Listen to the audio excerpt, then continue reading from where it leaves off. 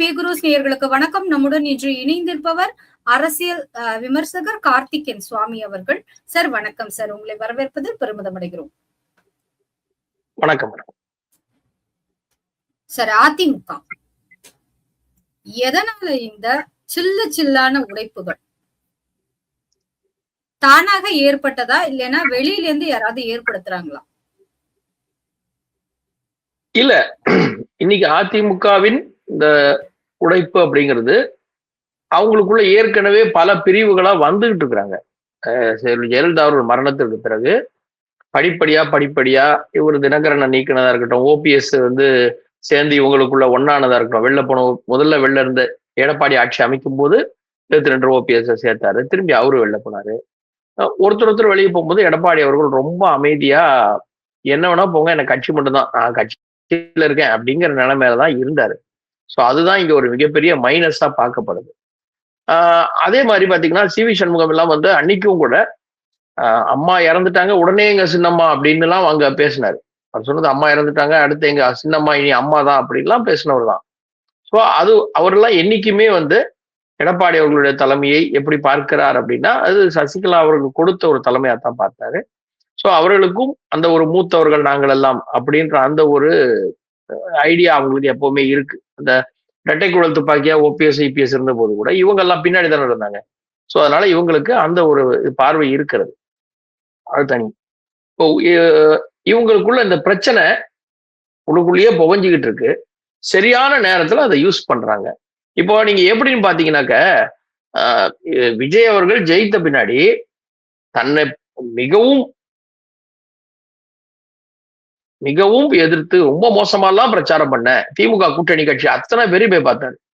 அதே மாதிரி பாமக அன்புமணி அவர்களையும் பார்த்தாரு. ஏன் எடப்பாடியை சந்திக்கல, ஏன் பாஜக ஆபீஸ் போல, 2 பேரை மட்டும் ஏன் சந்திக்கல? அப்ப சி வி சண்முகத்தை சந்திக்க வேண்டிய காரணம் என்ன? அப்போ இவர் போய் சந்திக்க வேண்டிய காரணம் என்ன? அப்போ இவர் பதவிக்கு வந்த உடனே ஒரு சின்ன ஒரு பிரிவினைய ஒரு காட்சிப்படுத்துறாரு. நான் போய் பார்த்து இவர் எனக்கு வேண்டப்பட்டவர், நீ எனக்கு வேண்டாதவன்னு அவங்களுக்குள்ள ஒரு பிரிவினை ஆட்டோமேட்டிக்காவே அவர் உருவாக்குறார். அவர் சினிமால இருந்து வந்தவங்க, சினிமாக்காரங்கன்னு பல தடவை சொல்லிட்டு இருக்கோம், மறுபடியும் இன்னமும் சினிமா பாணியிலேயே இருக்கிறாங்க. இதுக்கு ஒரு உதாரணம் சொல்றேன். ஒரு திரைப்படத்தில் ஒரு காட்சி வரும், ஒரு காவல்துறை அதிகாரியை பிடிக்கணும், ஜஸ்ட் ஒரு லேடி உட்கார வச்சு போன் பேசிட்டு இருப்பாங்க, ஏதோ கேட்பாங்க, டான்ஸ் எப்படி இதெல்லாம்ட்டு. வெளில இருக்கிற ஒரு பயந்து போய் என்ன பண்ணுவாரு, நம்மளை பத்தி ஏதோ பேசுறாங்க போல இருக்கு அப்படின்னு சொல்லி அவரா மாட்டிக்குவார். அந்த மாதிரி அப்ப சொல்லுவாரு அந்த கதாநாயகன் சொல்லுவாரு, எல்லாரும் ஏதோ ஒரு இடத்துல ஒரு ஆளை அனுப்பிதான் பிடிப்பாங்க, நான் காட்டியே போன வாண்டி பிடிச்சிட்டேன் பாத்தியா, தூரக்கேதே ஒரு ஆளை காட்டி ஒன்று பிடிச்சேன் பாத்தியான்னு. அந்த மாதிரி இவரு சண்முகம் வீட்டுக்கு முதல் நாள் எதுக்கு போனார் நன்றி சொல்லு. சண்முகம் இவருக்கு எந்த விதத்துல உதவுனார்? இவருக்கு சண்முகம் தேர்தலில் பிரச்சாரம் பண்ணாரா? பண்ணல. எதிர்கட்சி தலைவரா சண்முகம்? கிடையாது. அதிமுகல பொறுப்புல, பெரிய பொறுப்புல, அதாவது பொருளாளர், அந்த முக்கியப்பட்ட அவர் தான் எல்லாமே எடப்பாடிக்கு அடுத்து அப்படின்ற லெவல்ல இருக்கவரா? கிடையாது. எதுக்கு போய் பார்த்தாரு? சோஃபா எதுக்கு போச்சு? திருமாவளவன் வீட்டுக்கு சோஃபா போன போது அதை நாங்க முன்னாடியே ஆர்டர் பண்ணோம்னாங்க. இப்போ முதல்வர் போறாருன்னா அதுக்கு முன்னாடி சோஃபா ஏன் போச்சு? அன்னைக்கெல்லாம் அவ்வளவு கேள்வி அவங்க வீட்டுக்கு போனப்பெல்லாம். சரி, இதையெல்லாம் நேர்மையாக எடுத்துக்கொண்டு விஜய் நேர்மையான ஆட்சி தருவார், தூய சக்தி எல்லாம் சொல்லிட்டு அவங்க கலந்து கொள்ளலாம். நம்ம என்ன கேட்கிறோம், சண்முகத்தை அன்னைக்கே பார்த்து ஒரு பிரேக் ஒன்று வச்சுட்டீங்க. அங்க அவருக்கு எடப்பாடி மனசுல இவங்க பிரிவாங்கன்னு வந்துருச்சு, சண்முகமும் நமக்கு ஆதரவா இருக்காங்க, நம்ம போனா நல்லது, மந்திரி பதவி கிடைக்கும்ன்ற லெவல்ல அங்க ஒரு பிரிவினை உண்டு பண்ணிட்டாரு. ரொம்ப அழகா திட்டம் போட்டு எப்படி பிரச்சாரம் பண்ணி, திட்டம் போட்டு இந்த டிஜிட்டல் பிரச்சாரம் பண்ணி இவங்க ஆட்சிக்கு வந்தாங்களோ அது மாதிரி பண்ணிட்டாங்க. சரி, இப்போ அன்னைக்கு 22 பேர் நாங்க ஆதரவு தரோம், வெளியில நாங்க உங்களுக்கு ஆதரவு தரோம் சண்முகம் வரும்போது இதை மோப்பம் பிடித்து விட்டு காங்கிரஸ் ஏற்கனவே உள்ள இடம் பிடிச்சிட்டாங்க. 5 பேர் நாங்க வந்துட்டோம், அமைச்சரவைக்கே வந்துட்டோன்ற மாதிரி அவங்க முதல்ல போயிட்டாங்க. இப்போ என்ன சொல்றாங்க, அதிமுக உள்ள வந்தா நாங்க வரமாட்டோன்றாங்க. அதிமுக கூட்டணி வந்தால்தான் வரமாட்டார்கள், அவர்கள் ராஜினாமா பண்ணிட்டு வந்தார்கள்னு ஒரு 3 பேரை கொண்டு வந்து இப்ப இறக்கிருக்காங்க. அதிமுக ராஜினாமா பண்ணிட்டாங்களே, இப்ப அவங்க அதிமுக காரன் கிடையாது, நம்ம கூட வந்துட்டாங்க அப்படின்னு. இதற்கு பிறகு சண்முகம் அவர்கள் இன்னைக்கு அவங்கள்ட்ட திரும்பி ஒரு 5 பேர் இவருக்கே ஆதரவு தரோம் அப்படின்னு சொல்லிட்டு கொடுத்துருக்குறாங்க, எடப்பாடிக்கே ஆதரவு தரோம். ஒரு எனக்கு தெரிஞ்சு சொந்த கட்சியிலேயே நாங்க இந்த கட்சி தலைவருக்கு ஆதரவு தரோம்னு சொன்னது இந்த மாதிரிதான் இருக்கும்னு நினைக்கிறேன். ஏன்னா அதிகமா கேள்விப்பட்டது இல்லை இது மாதிரி ஒரு சம்பவத்தை. சொந்த கட்சிக்காரங்களே எங்க தலைவருக்கு நாங்க தான் இருக்கிறோம், வெளில வந்துட்டோம், திருப்பி போறோம் அப்படின்னு கொடுத்துருக்காங்க. Okay, that's right. எடப்பாடி அதை மெயின்டைன் பண்ணிட்டு இருக்காரு. எனக்கு தெரிஞ்ச வரைக்கும் எடப்பாடி யார் போனாலும் பரவாயில்ல, கட்சியை இருக்கிறவங்களை வச்சு காப்பாற்ற முடியும், கட்சி சின்னத்தை காப்பாற்ற முடியும் அப்படிங்கிற ஒரு லெவல்ல இருக்காரு. நானே பல முறை பல இடங்களில் சொல்லியிருக்கிறேன், எடப்பாடிக்கு ஆட்சிக்கு வருவதற்கோ இல்லை பவர் பாலிடிக்ஸ் பண்றதுக்கோ அவருக்கு விருப்பம் இல்லை. அவருக்கு இந்த கட்சியின் தலைமை மட்டும் இருக்க வேண்டும், கட்சியில் இருப்போம், கட்சியை நடத்துவோம் அப்படிங்கிற அந்த ஒரு ஐடியாலஜில தான் அவர் இருக்காரோ அப்படின்னு கூட ஒரு சிந்தனை வருகிறது அவருடைய செயல்பாடுகள் எல்லாம் பார்க்கும்போது. இன்னைக்கு இந்த ஒரு 3 பேர் வந்திருக்கிறாங்க அங்கேருந்து ரிசைன் பண்ணிட்டு இங்க வந்திருக்கிறாங்கன்னா இது புதுசு கிடையாது. தமிழக அரசியலுக்கு இது புதுசு கிடையாது. கர்நாடகால நடந்திருக்கு. தமிழக அரசியல்ல இது போல ஒரு சம்பவம் 2016 நடந்தது. ஆனா இன்னைக்கு ஏன் இது விமர்சனம் ஆக்கப்படுகிறது, இந்த இது விமர்சனம் ஆக்கப்படுகிறது? இவங்க வந்தது கேள்வி ஏன் கேட்கிறோம்னு சொன்னா, 2016 ஆட்சி முடிகிற நேரம், அது பிப்ரவரி 2016 பிப்ரவரி ஒரு 20-25 தேதி அந்த டைம்ல புதிய தமிழகம், தேமுதிக, பாமக எல்லாத்துல இருந்தும் போறாங்க. ஒரு 10 பேர் போய் சேர்றாங்க, இங்க ரிசைன் பண்ணிட்டு போய் சேர்றாங்க. அன்னைக்கு இவர்கள் ஆதரவு இருந்தால்தான் ஜெயலலிதா ஆட்சி அமைக்க முடியும்னு இருந்ததா? இல்ல, அன்னைக்கு இல்ல. 16 இவங்க திரும்பி வந்துட்டாங்களா ஜெயிச்சு? அதுவும் கிடையாது, அதுவும் இல்லை. இப்போ எந்த ஊர் இல்லாம ரிசைன் பண்ணிட்டோம், கட்சி விட்டு போயிட்டோம். 16 ஜெயிக்குமா ஜெயிக்காதா? தமிழ்நாடு பொறுத்த மட்டும் 5 வருஷம் தான். ஆல்ரெடி 16 5 வருஷம் முடியுது அதிமுக. அந்த கணக்கு எடுத்தா 5 வருஷம் பொறுத்து முடிஞ்சிடும். வருமா வராதா தெரியாத நிலைமையில லாப கணக்கை பார்க்காமல் போனார்கள்னு நீங்க ஒரு லாஜிக்கா பார்க்கலாம் ஒரு சைடா. ஏன்னா அவங்களுக்கு அன்னைக்கு பதவி மந்திரி கொடுக்க முடியாது. பிப்ரவரி மாசம் தேர்தல் விதிமுறை வந்துருச்சு, மந்திரி ஆக்க முடியாது. நீங்க அதுக்கப்புறம் தொடருவாங்கன்னு கன்ஃபார்ம் எதுவுமே இல்லாம போறாங்க. ஏன்னா 2013 இருந்தே விஜயகாந்த் கட்சியில பிளவு ஏற்படுது. அவங்கள 2வது தேமுதிக 2ன்னு அங்கீகரிச்சு வச்சிருக்காங்க ஒரு பக்கம். இன்னைக்கு விஜய் அவர்களுடைய கணக்கு எப்படி இருக்கிறது?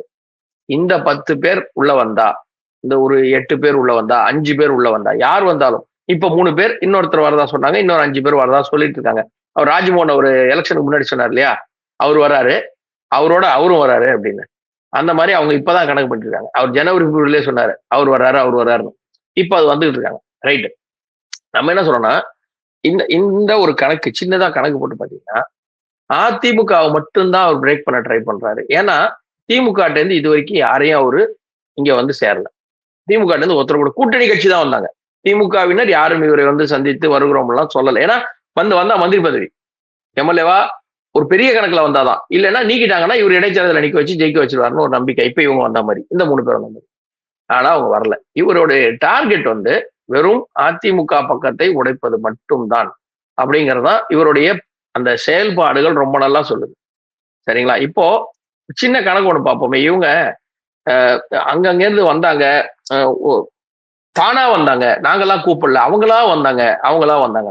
ஒரு லேடி பேட்டி கொடு, ஒரு எம்எல்ஏ ரிசைன் பண்ண லேடி பேட்டி கொடுக்குறாங்க. இவர் முதல் நாள் போட்ட கையெழுத்திலேயே நாங்க அம்மாவை பார்த்தேன், அம்மா அவர்களை போலவே ஆட்சி செய்கிறார். அப்ப முதல் நாளே வந்திருக்கலாமே, எதுக்கு 15 நாள் வெயிட் பண்ணி வந்தாங்க? அப்ப முதல் நாள் கையெழுத்து போட்ட உடனே தலைவரே கையெழுத்து போட்டீங்களா, நீங்க தான் எங்க அம்மா, சின்னம்மா, ஐயா அம்மான்னு போயிட வேண்டியதானே? அது மாதிரி இப்ப என்ன பிரச்சனை இவங்களுக்கு? கம்யூனிஸ்ட் வரல, வெளியில இருந்து ஆதரவு. திருமாவளவன் கட்சியின் அரசு அமைப்புல சேர்ந்தாலும், அமைச்சரவையில சேர்ந்தாலும் அவங்க எப்ப வேணா கைட்டிட்டு போயிடலான்ற ஒரு பயம் ஒண்ணு அவருக்கு இருக்கு. இந்த கூட்டணி கட்சிகள் அப்படியே திமுக திரும்பி போயிடுச்சுன்னா என்ன பண்றது அப்படின்னு. அதுக்கு இங்கிருந்து எம்எல்ஏக்களை சேர்த்தா இருக்கிற காங்கிரஸ் வெளியே போயிடுன்னு சொல்லி, நீங்க 5 பேரை சேர்த்தா அப்படியே வெளியே போயிடுவாங்க. இப்ப இது கணக்கு எப்படி நம்ம பாக்குறோம்? இந்த இடத்த அதிமுகல ஒரு 10 பேர் ரிசைன் பண்ண வைக்கிறது. ஸோ 234 இருந்து 224 ஆகும். அதுல பாதிக்கு 1 போட்டீங்கன்னா 113 தான். இவர்கிட்ட ஆல்ரெடி 108 இருக்கு, காங்கிரஸ் 5, அப்படியே அவர் மெயின்டைன் ஆயிடுவாரு. இந்த கூட்டணி கட்சிகள் வெளில போனாலும் அந்த கணக்குல அப்படியே ஒரு ஸ்டேபிள் ஆயிடுவார். So you will sustain. அப்போ இவங்களையும் எம்எல்ஏவா நான் கூப்பிடலங்க, எங்க இடத்துல கூப்பிடல, உங்க எம்எல்ஏ ரிசைன் பண்ணிட்டு எங்கிட்ட வந்திருக்காங்க, நான் சேர்த்துக்கிறேன். இதுல இன்னொரு பிரச்சனை, முதல்ல இவங்க அந்த சபாநாயகர் அந்த ராஜினாமாவை ஏற்றுக்கொள்வதற்கு முன்னாடியே நேர போய் பார்த்து சேர்ந்துட்டாங்க. ஸோ அதை இப்ப பழனிசாமி அவர்கள் சொல்லியிருக்காரு, உரிமை பிரச்சனையா கொண்டு வந்திருக்காரு. ஆனா இவங்க மறுபடியும் நீங்க இந்த இடத்துல எல்லாம் பாருங்க, நல்லா வரவங்க எல்லாம் ஒரு காரணம் சொல்லிட்டு இங்க வராங்க. செங்கோட்டையன் அவர் எப்படி வந்தாரு, அவர் எப்படி இங்க சேரும் போது என்ன சொன்னாரு, எல்லாமே இவர் தான் அடுத்த புரட்சி தலைவரை பார்க்கிறேன் எல்லாமோ சொன்னார் இல்லையா? அதே மாதிரி வரவங்க ஒரு டைலாகோடைய ரெடியா வராங்க, டெம்ப்ளேட்டா வச்சிருக்காங்க. ஆனால் இன்றைக்கு இந்த பிரிவு என்பது அதிமுகவில் தொடர்ந்து உடைக்கும் முயற்சியில் வேலை செய்துட்டு இருக்காங்க அதிமுக. ஆனா இதுல என்ன பெரிய காமெடின்னு சொன்னா, திமுகவோட கூட்டணி கட்சிகள் எல்லாமே தேர்தல் பிரச்சாரம் பார்த்துருக்கு. பாஜக, அதிமுக விழுங்க பாக்குறது நாங்க இப்ப உடைக்க பார்க்கிற இது தாவேக்காவை ஒரு வார்த்தை கூட சொல்லல. இப்ப தாவேக்கா அதிமுகவை உடைக்க பார்க்கிறதுன்னு ஒரு வார்த்தை சொல்லணும் இல்லையா? ஏன்னா அதிமுக மேல எடப்பாடி அவர்களை விட மிகவும் கரிசனம் கொண்டவர் திருமாவளவன். அதிமுக பாஜக கூட போயிடாதீங்க, உங்க பேர் கட்டுரும். ஐயோ நீங்க எங்க போயிடாதீங்க, பேர் கட்டுரும். நீங்க கூட்டணி பிரிஞ்சீங்கன்னா உங்க நம்பிக்கை போயிடும். டெய்லி அதை பத்தி தான் பேசினாரு. அதிமுக அதை காப்பாற்றணும்னு பேசினாரு. எப்படி ஈவேரா சாமி இல்லைன்னு சொல்லிட்டு டெய்லி சாமி பேசுவாரோ, இவர் நான் அதிமுக இல்லைன்ட்டு அதிமுக கெட்ட பேர் வந்துடக்கூடாது, அதிமுக போயிடாதீங்க டெய்லி அதை பத்தி பேசினார். நான் இன்னைக்கு அமைச்சர் வேலை சேர்ந்திருக்கேன். இதோட பெரியது இந்த 3 பேர் ரிசைன்மெண்ட்டுக்கு வந்திருக்காங்க. ரிசைன்மெண்ட் வந்துட்டாங்க. இந்த 3 பேருக்கும் திரும்பி அதே இடத்தில் வாய்ப்பு கிடைக்குமா? கிடைத்தால் இதே போல ஜெயிக்க முடியும். வாய்ப்பு இருக்குமா? ஜெயிக்க முடியாது. ஏன்னா இப்போ விஜய் அவர்களுடைய செயல்பாடு இந்த ரீல்ஸ் மினிஸ்டர்ஸ், ரியல்ல செய்யக்கூடிய ரீல்ஸ் மினிஸ்டர்ஸ் எல்லாருடைய பிரச்சனைகளும் மக்கள் பாக்குறாங்க. நேத்திக்கே போராட்டம், ரோட்ல நின்று போராட்டம், ஒருத்தர் லஞ்சம் கேட்டாருன்னு போராட்டம், முதல்வர் தொகுதியில கரண்ட் இல்லைன்னு போராட்டம் நேத்திக்கே ஆரம்பிச்சிட்டாங்க. திமுக வழக்கமான ஒரு எதிர்கட்சி பிம்பத்தை கொண்டு வந்துருச்சு. ஏன்னா தாவேகா வர்சஸ் திமுகங்கிறத தமிழ்நாட்டுக்குள்ள அந்த கட்டமைக்கிறதுக்கு வந்துட்டாங்க. அவங்கதான் பி டீமா இருந்தாலும் எதிர்கட்சி ஆளுங்கட்சி நாங்க தான், எங்களை தவிர யாரும் கிடையாது. அப்ப எண்ணிக்கையை குறைச்சிக்கிட்டே இருக்கணும் அதிமுக. அதன் ஒரு வெளிப்பாடு தான் இது. எத்தனை பேர் போனாலும் அதிமுக நிற்கும். எத்தனை பேர் போனாலும் அதிமுக நிற்கும். இவங்க உடைச்சி என்னதான் பண்ணாலும் சரி, 10 எம்எல்ஏ 2 எம்எல்ஏ நிற்கும் அந்த கட்சி. அதுக்கான ஒரு இது இருக்கு, லெகசி இருக்கு, அது நிற்கும் அந்த கட்சி.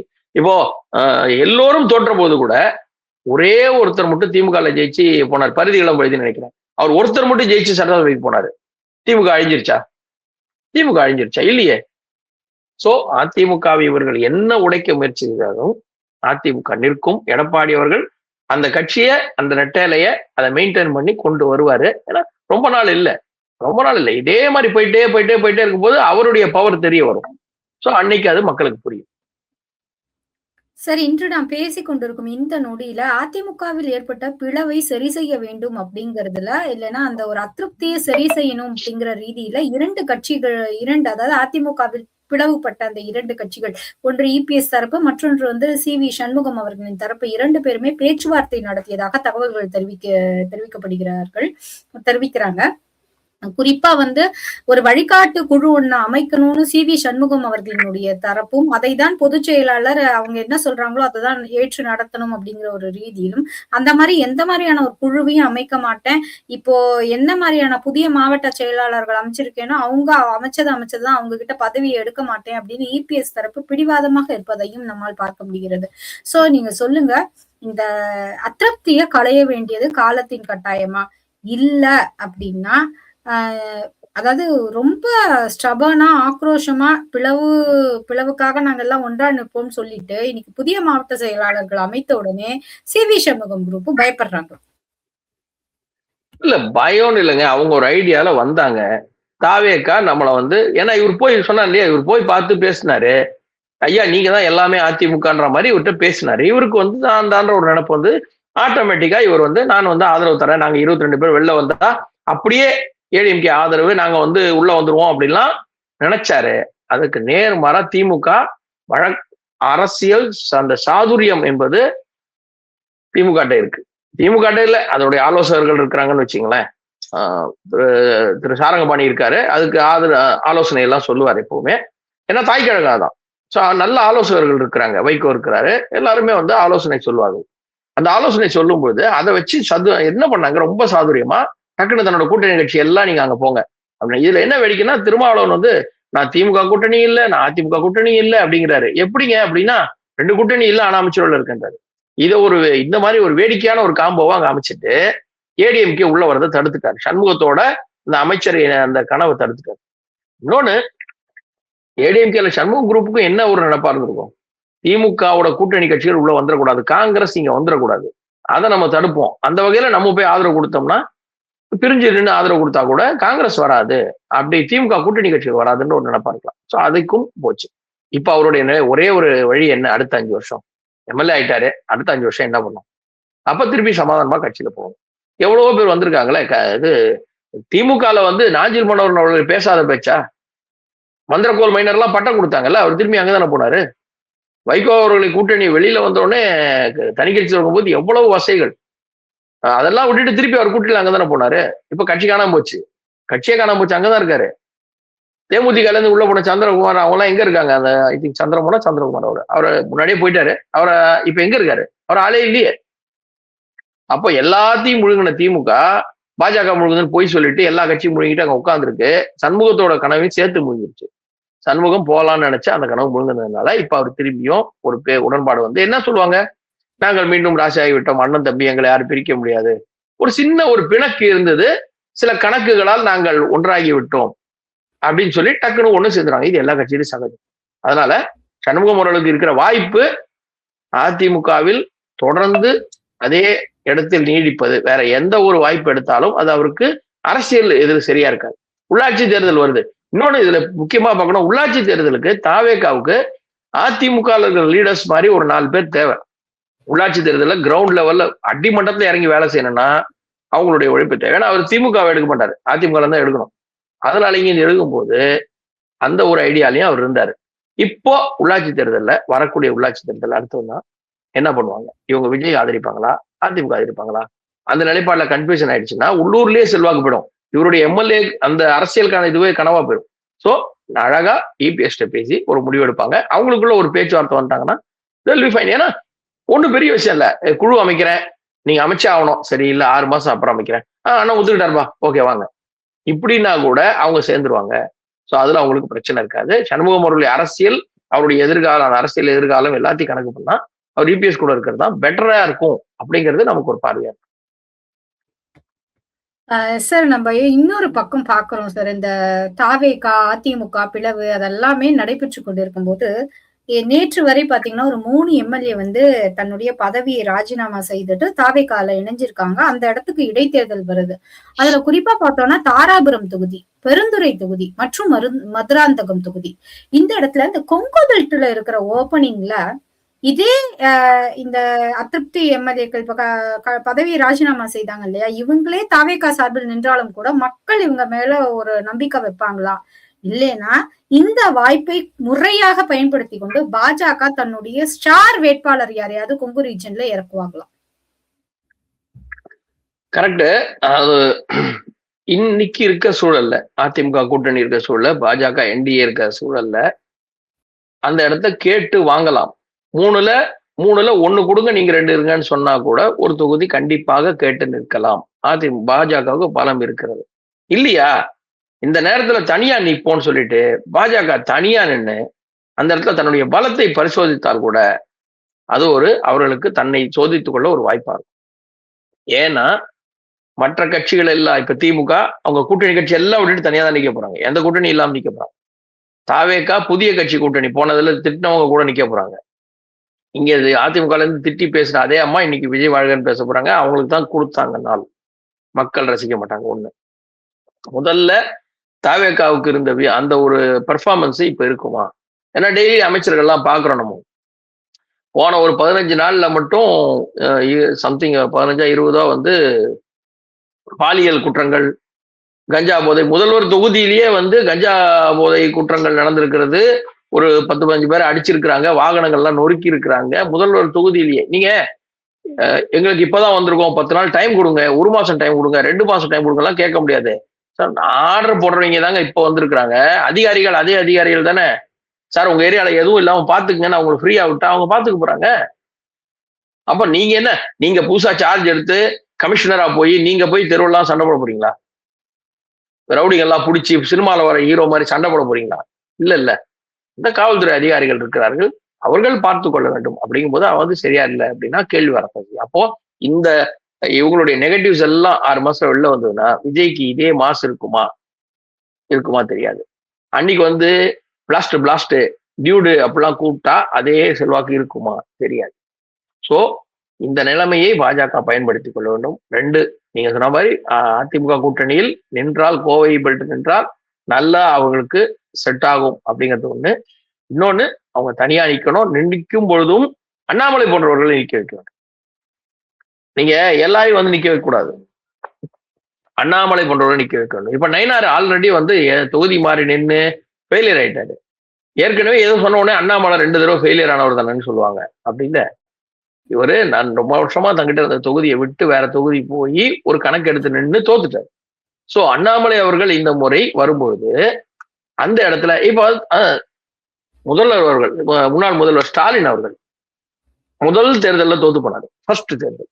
இப்ப சமீபமா நடந்த தேர்தலையும் தோத்துருக்காரு. நடுவுல நாங்க ஜெயிச்சிட்டோம் அப்படின்றீங்க. இப்ப அவருக்கு ஒரு வயசு இருக்கு, இவ்வளவு வயசு ஆயிடுச்சு, இந்த தேர்தல் நின்னாரு. அப்போ தோல்விதான் 2 அவருடைய இப்போ வந்த தேர்தலும் முதல் தேர்தலும் தோல்வி. அப்ப அவர் தோல்வின்னு ஒதுக்கிட முடியுமா? முடியாது இல்ல. அப்போ அதே மாதிரி அண்ணாமலை அவர்களை ஏற்கனவே 2 தடவை 21, 24 போயிட்டாரு, அவர் நிக்க கூடாதுன்னா நயினாரு இப்ப தோத்துருக்காரு. இப்பதான் தோத்துருக்காரு, அவரை உடனே நிக்க வைக்கவே கூடாது. வானதி அவர்கள் இப்பதான் வந்திருக்கா, அவங்க யாருமே நிக்க கூடாதுன்னா அண்ணாமலை அவர்களை ஒரு யூத் ஐக்கானா கொண்டு வரணும். ஏன்னா இந்த பக்கம் உதயநிதி, இந்த பக்கம் விஜய், எல்லாமே ஒரு 50 தான்னாலும் ஒரு ஐக்கான், யூத் ஐக்கானா பாக்குறாங்க. அப்போ இந்த ட்ரெண்டை உருவாக்குன அண்ணாமலை, இந்த ட்ரெண்டை உருவாக்குன அண்ணாமலை. நீங்க உதயநிதிங்கிறது எங்க தாத்தா மாதிரி எதுக்கு முனையில நான் பேசுவேன்னு சொல்லிட்டு சம்மந்தம் எல்லாம் பேசி கேஸ் வாங்குற ஆள் இல்ல. அண்ணாமலை அவர்கள் தெளிவா பேசி இங்க ஒரு யூத் இதை ஃபார்ம் பண்ணாரு. 5% 11 ஆக்கி கூட்டணிக்கு 19 ஆக்கி கொண்டு வந்தாரு. அந்த ஒரு லெவல வந்தவர். இன்றைக்கும் மாற்று கட்சியில் இருப்பவங்க, நடுநிலைன்னு சொல்லிக்கிறவங்க, நடுநிலை இல்ல சொல்லிக்கிறவங்க, அண்ணாமலை வந்தா நான் ஓட்டு போடுவேன். நானே கேட்டேன், அண்ணாமலை கட்சி தலைவர் ஆயிட்டாரு, மாநில தலைவர் ஆயிட்டாரு, அப்ப அந்த கட்சிக்கு நின்னா போடுவீங்களா? அண்ணாமலைக்கு வந்தா அண்ணாமலை என் தொகுதிக்கு வந்தா போடுவோம் நாங்க. ஒரு சில பேர் இல்ல, அண்ணாமலை யாரை கை காட்டினாலும் போடுவேனாங்க. சோ அந்த மாதிரி இங்க அண்ணாமலைக்கு ஒரு இருக்கும்போது இதை யூஸ் பண்ணி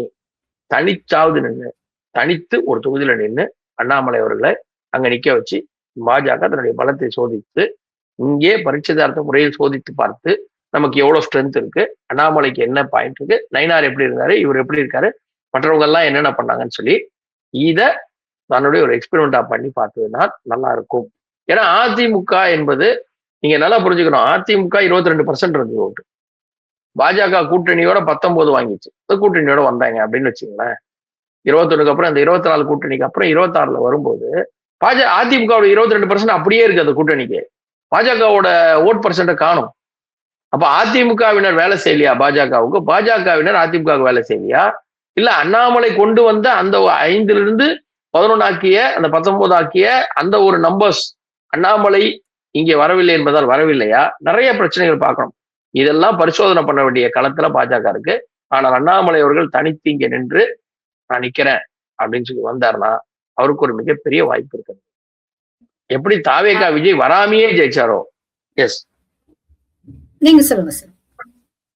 இல்ல, எப்படி விஜய் எல்லா தொகுதிக்கும் போவே இல்லை, அங்கங்கே டிஜிட்டல்லாம் வச்சாங்க, சில பொம்மையெல்லாம் தூக்கிட்டு வந்தாங்க, அவரு ஜெயிச்சிட்டாரு. ஆனா கூட நான் திருப்பி சொல்றேன், 108 ஜெயிச்சாரு, 126 தொகுதி அவருக்கு எதிரு. அவருக்கு 1.25 கோடி ஓட்டு போட்டாங்க அப்படின்னாக்கா அவருக்கு எதிராக ஓட்டு போட்டவங்க 2 கோடி. இந்த கணக்கெல்லாம் நிறைய இருக்கு, தாவேகாரங்களுக்கு புரியாது. நம்ம என்ன சொல்றோம், அண்ணாமலை அவர்கள் இந்த இடத்துல நின்று தன்னுடைய பலத்தை பரிசோதித்து, கட்சியின் பலத்தை பரிசோதித்து நிரூபித்து காட்ட வேண்டும். கட்சி இவ்வளவு தூரம் வந்திருக்குங்க, நான் நிக்கிறேன், இவ்வளவு தொகுதி இருக்கு. அது செய்தால் அதிமுக கூட்டணியில அடுத்த தடவை பேரங்கமே பேசலாம், நான் இவ்வளவு பவரை காட்டியிருக்கேன், நீங்க இவ்வளவு கொடுக்கணும்னு. இந்த முறை அவங்க கொடுத்தது வாங்கின மாதிரி இல்லாம பவரை காட்டி அவங்க வாங்குறதுக்கு வாய்ப்பு இருக்கு.